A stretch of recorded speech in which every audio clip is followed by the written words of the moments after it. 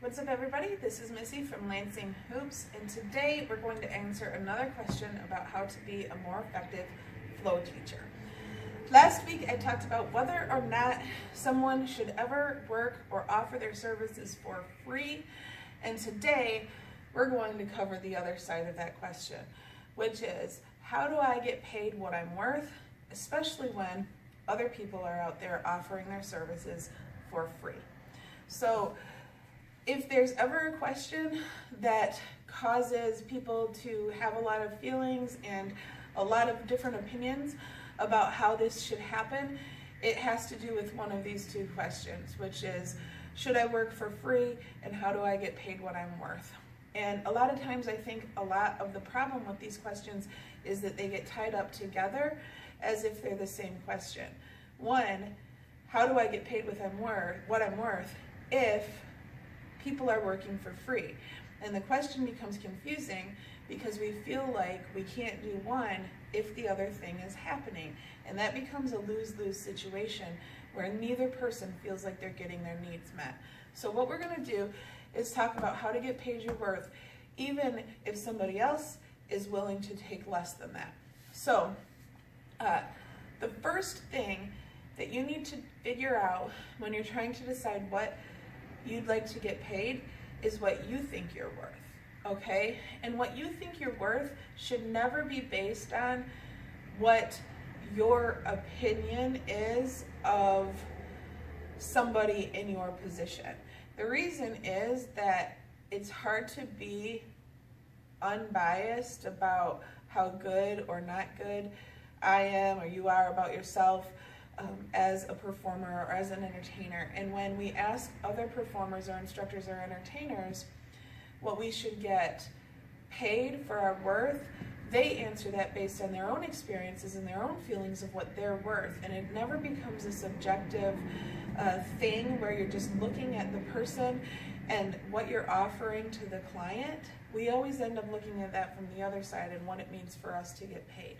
So the first question on how to get paid what you're worth is to ask yourself, what am I worth to the client who is paying me?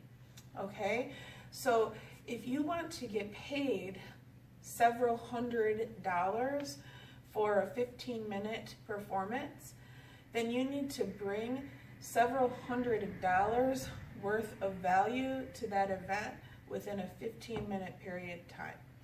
It's not because they don't see that your skills are worthwhile or that you shouldn't get paid or that you didn't spend money getting there or on your costume or on all of the training that you've done. All of that is still true.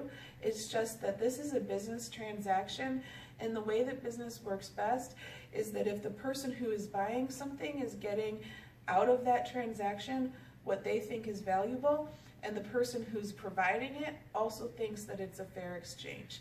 If either person doesn't think it's fair, then that's where we come up with these problems on payment. So you have to ask yourself, how much value do I provide my client? And that should be the beginning of the base for where you want to get paid. Another question you need to ask yourself is, what is this event worth to me? If I do this event, even if I don't get paid, what do I get out of it? If you can answer that question and you're getting a lot of notoriety, you're getting a lot of free perks, you're getting a lot of free marketing opportunities or free advertising, or you're meeting a lot of big names, or you're getting some other benefit that's not monetary, then it's okay to consider that all of those things are very worthwhile to your business.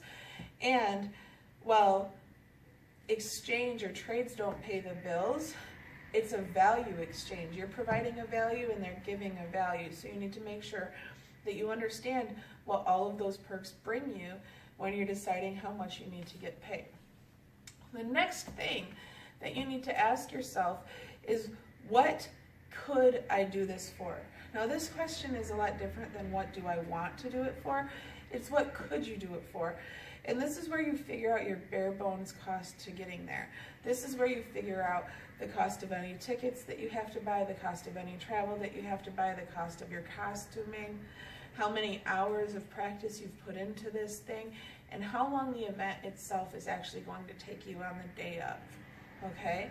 When you calculate all of that up and you put it together, you should know what that cost is, and you should have a low number in your mind of what you're willing to do work for when all of that's considered before you'll take an event. So let's say that, and I'm just throwing this number out here, it doesn't mean anything. You don't want to be working for less than $35 an hour overall. That means that if you're only doing 2 events a week, you need to charge much more than $35 an hour, because you'll have had several hours of practice and cost that's going in to that 1 hour performance. That's why those 1 hour performances go up. Now that doesn't mean that that person should automatically pay you that just because your cost has gone up. You still have to look at that other question, which is, what value do I provide that client? But you also need to be willing to say no, that it's not an even exchange, whereby that client wants something or is only willing to pay less than what your bottom dollar is, like the average amount of hours, money per hour you want to spend.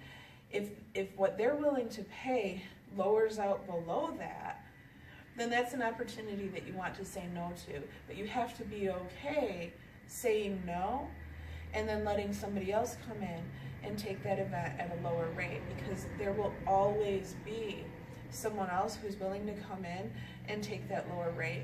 And most of the time, clients who hire us already have a budget in mind, so us trying to impose whatever our rate is on them and force them into it by telling them no one else will do it, or trying to terrorize other artists into not accepting low rates, it only makes us look bad, because they already have a budget in mind that there's probably a reason they can't swing off of or don't want to swing off of.